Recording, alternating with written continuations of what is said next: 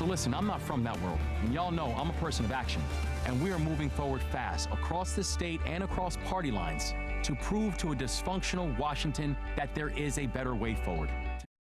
Well, Governor Wes Moore officially kicks off his campaign for a second term as Maryland's governor. In a video posted early this morning, he continued his war of words with Washington and President Trump while touting his successes in Maryland.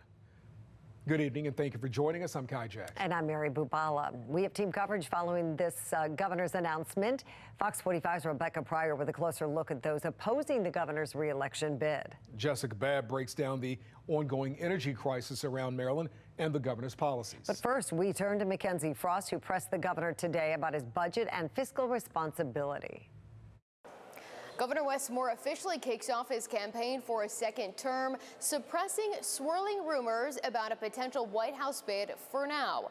But the messaging that we're seeing from his campaign doesn't quite add up to what we have seen unfold under his leadership, especially the activity here in the State House. Early Tuesday morning, Wes Moore made big news on social media. And that's why I'm asking you to re-elect me as governor. Officially launching his campaign for governor, asking Marylanders to elect him to a second term. I'm good.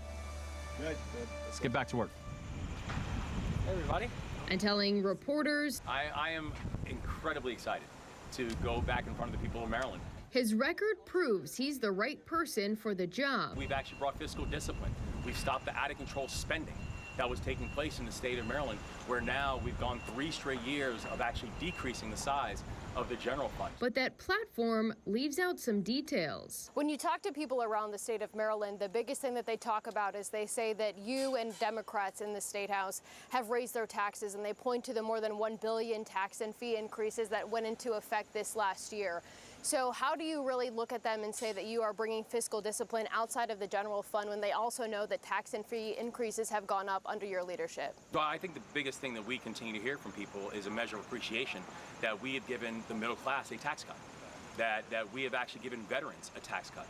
And at a time when you're watching the federal government, which has just given a tax cut to millionaires and billionaires, and in Maryland, the middle class just got a tax cut, I think middle class Marylanders appreciate the fact that we're working to bring affordability up inside of our state. When I heard those words about fiscal discipline, the first thing I thought of was a famous fictional character, Pinocchio.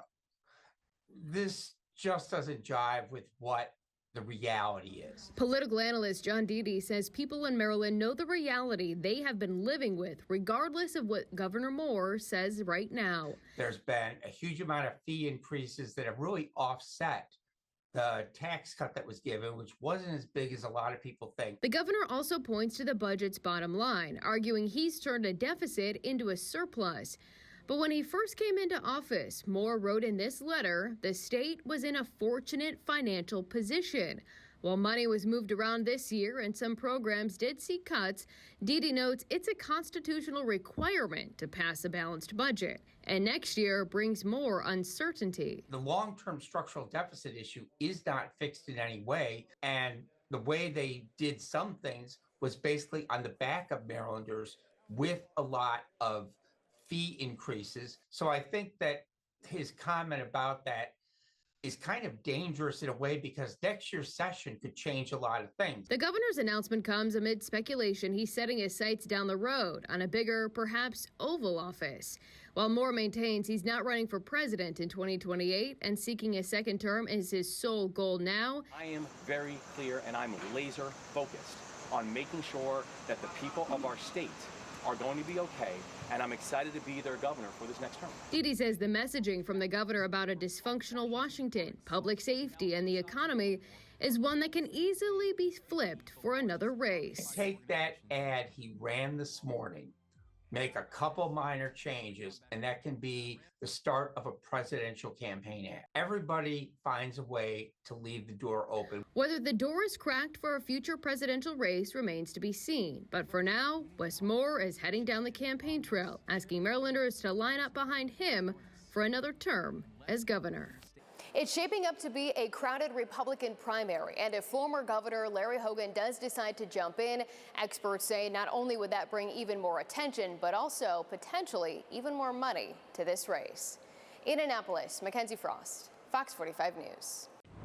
I'm Mary Bubala. Thank you for watching. Here's another video for you to watch. Also take some time to subscribe to our YouTube channel.